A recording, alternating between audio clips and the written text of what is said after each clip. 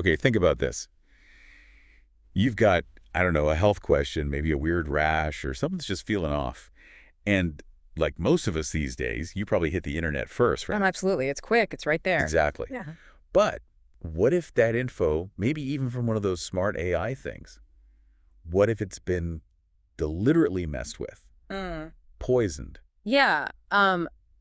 That's basically the core finding of this really interesting article that just came out in Nature Medicine.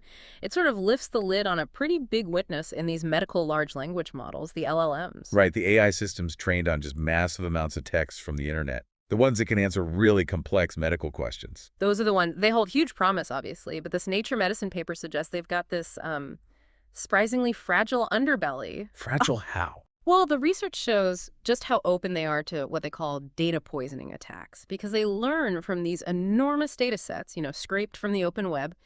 Even a really tiny amount of deliberately injected misinformation can actually have a big and potentially harmful impact on what they learn and ultimately what they might tell you. Okay, so that's our job today then in this deep dive. We really need to get under the hood of this. Figure out how easy it actually is for bad medical info to sort of sneak into these AI systems, and crucially, what that could mean for you listening right now if you encounter or maybe even rely on advice from them. And the researchers, they were thorough. They looked closely at the actual training data sets, and then they went a step further and actually simulated these data poisoning attacks just to see how vulnerable the systems really are. Okay, so let's start with that basic idea. Garbage in, garbage out, we all kind of get that. But what are the sneaky details for these medical AIs? Well, yeah, at its heart, it is that simple. The quality of the AI's output directly linked to the quality of its input, its training data. Now, these systems, they do have algorithms, filters, trying to weed out the obvious bad stuff, hate speech, clear scams, that sort of thing. Right, they can spot the really obvious digital red flags. Exactly. But the internet is, well, it's messy. Vast and messy. So what about something that looks okay on the surface? Maybe sounds plausible. That's the problem. Misinformation that's, say, well-written, even if it's totally wrong medically, it can often just slip right through those automated nets. And here's where it gets kind of worrying. The people spreading this stuff, they don't need to be sophisticated hackers. They don't need direct access to the AI model itself. Wait, hang on, you're saying just posting something online? Like a blog post? Mhm. Or a comment somewhere obscure? That's potentially enough, yeah. That could actually contaminate a future AI. Yeah. One that maybe doctors or patients might use down the line. Precisely. Once that bad info is out there, just floating around on the web, it can persist. It can just sit there waiting to be scooped up by the web crawlers that feed these huge AI training sets. Wow. It creates this long-term vulnerability. The original poster doesn't need to do anything else. The seed is planted. That's genuinely unsettling, especially when we're talking medicine. The stakes are just so much higher than, I don't know, getting a bad movie recommendation. Oh, absolutely. No comparison. Bad medical info can directly impact health decisions, treatments, preventative care, everything, which makes this a particularly dangerous vector for anyone wanting to cause harm, potentially on a large scale. So just how vulnerable are these big training data sets? You'd hope there'd be some serious vetting, wouldn't you? Well, the researchers really dug into that. They looked at several common data sets used for training LLMs, and they basically split them into two piles, metaphorically speaking. Stable subsets, these have some human moderation, some oversight, and then the vulnerable subsets, largely lacking that quality control. Okay, and the pile, the data set this study focused on, where did that land? Sounds pretty significant. It is significant. The pile is very widely used in AI research, and the analysis, it turned up something quite concerning. A big chunk, about 27.4% of the medical concepts within the pile were actually found in those more vulnerable, less curated subsets. Wow, over a quarter. Yeah, especially within something called the Common Crawl. Ah, Common Crawl, that's the one that just tries to archive basically Yep. everything publicly available online. Pretty much, from top medical journals to, someone's random blog about their cat's health issues, potentially. So incredibly varied quality. Extremely. The study points specifically to examples like unverified web pages from Common Crawl, code uploaded to GitHub, even comments on Stack Exchange. Stack Exchange. Really? Yep. These aren't necessarily, the dark web. These are fairly mainstream platforms. So even places we might think are reasonably reliable could Yeah. sources of this dodgy data. That's the implication. Even Wikipedia, which is often seen as relatively stable, has potential weak spots because anyone can edit it, right? The numbers were stark. Over 3 million matches for medical concepts in the pile came just from these raw, less vetted web pages. 3 million. That's a staggering amount of Mhm. potentially unchecked medical stuff being fed into these AI brains. It really is. Okay, so that's the garbage in part, clearly laid out.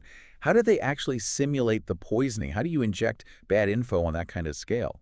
Right, so they essentially ran their own controlled attack. They generated AI-written medical misinformation, and then they deliberately injected it into different versions of the pile dataset. They targeted specific areas: general medicine, neurosurgery, medications, and, importantly, vaccines. And they used AI to make the fake news. Yeah. It feels Kind of meta. It is a bit meta, yeah. But it really shows what these tools can do, for good or ill. They used OpenAI's GPT 3.5 Turbo API, and their goal was to generate articles that flat out contradicted solid, evidence-based medical knowledge. What's really interesting is they found they had to use something called prompt engineering, basically carefully wording their instructions to trick the AI. to sort of nudge it past its own safety guardrails, the ones designed to stop it from creating harmful content in the first place. So even with safety features, these things can still be coaxed into generating dangerous lies. It shows the challenge, definitely. Controlling these powerful systems is an ongoing battle. And the scale of their simulated attack is also worth noting.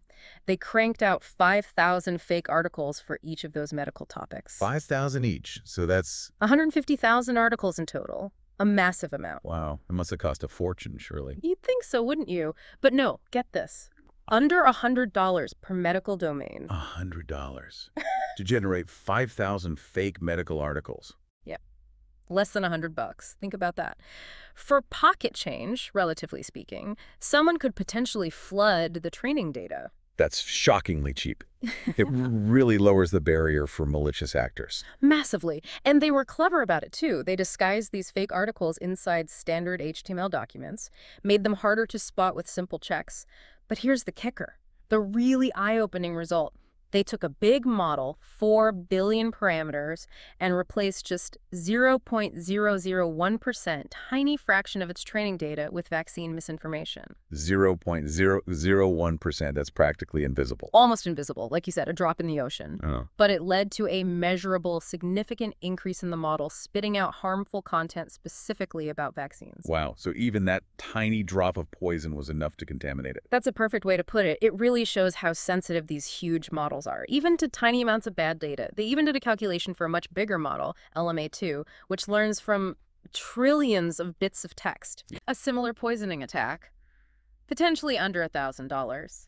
Still worryingly affordable for the potential impact. This is painting a pretty bleak picture. But hang on, surely there are tests, benchmarks, ways to check these medical AI before they're let loose. And you'd absolutely expect that. And yes, there are standard open source benchmarks, things like MedQA, PubMedQA. They're used to evaluate these medical LLMs. But, and this is a big but, the study found a major problem. Uh-oh. These current benchmarks. They basically failed. They couldn't reliably spot the models that had been poisoned. Wait, what? They couldn't tell the difference between a clean AI and one fed bad info. That seems to be the case. The performance of the corrupted models on those standard tests was, surprisingly, pretty much the same as the clean ones. They could still answer the test questions well enough to pass. Even though they were more likely to generate harmful stuff when asked about the poison topics. Exactly. So the AI could get a good score, look fine on the benchmark. But still be dangerous in practice. Precisely. It really highlights a critical gap in how we're currently evaluating these things. Huh. A high score doesn't automatically mean it's safe or reliable for actual use by you or a doctor. So, if the standard tests aren't catching this, what can we do? Are we just stuck? Well, thankfully, the researchers didn't just point out the problem, they also propose a potential solution. Okay, good. What is it? This idea of knowledge graph verification. Knowledge graph verification. Yeah. Right, that sounds more robust. How does that actually work? So the idea is to cross-reference what the LLM says against an established biomedical knowledge graph. Think of a knowledge graph as like a super structured, highly organized database of verified medical facts. And the connections, the relationships between those facts. Okay, like a definitive map of medical knowledge. Yeah, that's a good way to think of it. Meticulously curated. So the process is, The AI gives an answer. You extract the key medical phrases from that answer. Then you check those phrases and the relationships the AI implies against the knowledge graph. And if there's a mismatch, if the AI says something that contradicts the graph, Bingo. It gets flagged as potential misinformation. that makes intuitive sense. A direct check against known facts. Did they use a specific knowledge graph in the study?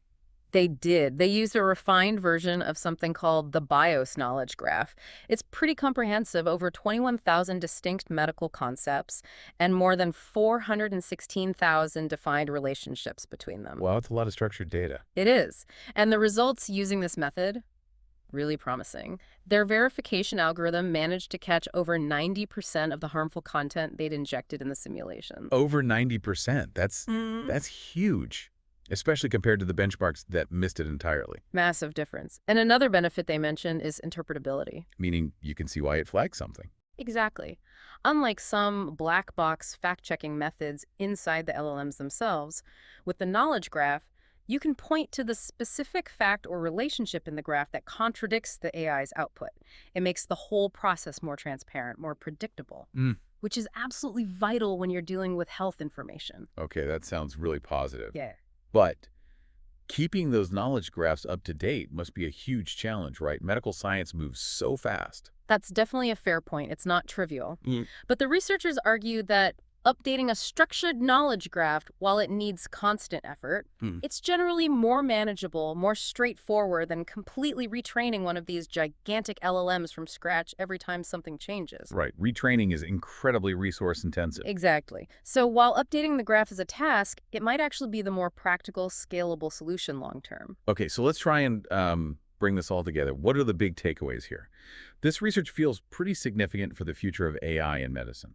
It really is. I think the core message is starkly clear. Medical LLMs trained on vast amounts of web-scraped data are vulnerable to data poisoning. This isn't just theory. They showed how easily it could be done. And it highlights the risk, not just from deliberate attacks, but also, accidental contamination, just from all the inaccurate medical stuff that's already floating around online. So it's not just bad actors we need to worry about, but also the general background noise of misinformation the AI might pick up unintentionally. Precisely. And remember, this study focused on data poisoning, but that's just one potential way these complex AI systems can be vulnerable. There are other attack types too. But data poisoning is uniquely concerning because it's relatively easy. You don't need that direct model access. Yeah, that definitely came across. It really underlines the need for, well, caution, extreme caution when deploying these in actual healthcare. Absolutely. Using them for critical things like diagnosis or treatment recommendations, we need to be incredibly careful until much better, more reliable safeguards are baked in. But this doesn't mean stop developing them altogether. No, definitely not. That's a crucial point. This research shouldn't halt progress. Instead, it should be a massive wake-up call. A call to prioritize data provenance, really knowing where your training data comes from, and to invest seriously in safety measures, like that knowledge graph verification idea. It almost feels like validating a medical AI needs something similar to how we approve new drugs or medical devices. Really rigorous. That's a really insightful comparison. The researchers actually suggest something similar. A multifaceted, rigorous approach. Lots of testing, careful assessment of harms versus benefits. It might be absolutely necessary. And they also stress how vital it is for actual doctors, medical experts to be deeply involved in development, evaluation, deployment, demanding transparency, insisting on safety first. Okay, so, quick recap. We've seen how surprisingly easy it could be to poison medical AI training data, how the current standard tests often completely miss this corrupted data. Yeah, but also crucially that there are promising ways forward, like using these structured knowledge graphs for verification. Right. And I guess the bottom line for anyone listening, for you, is the need to be a really critical consumer of online health information. Absolutely, especially if it comes from an AI. Just because it sounds confident, presents something as fact, doesn't automatically make it true or safe. Maintain that healthy skepticism. So it leaves us with a big question, doesn't it? Given this real potential for misinformation, both deliberate and accidental, to get baked into medical AI, how does the whole medical field adapt? How do we ensure patient safety? How do we maintain trust in these incredibly powerful, but clearly potentially flawed tools. Hmm. And what's our role as individuals in navigating all this? It's definitely a lot to think about. It really is. If you're interested in digging even deeper, we absolutely recommend checking out the original article in Nature Medicine. It's fascinating stuff.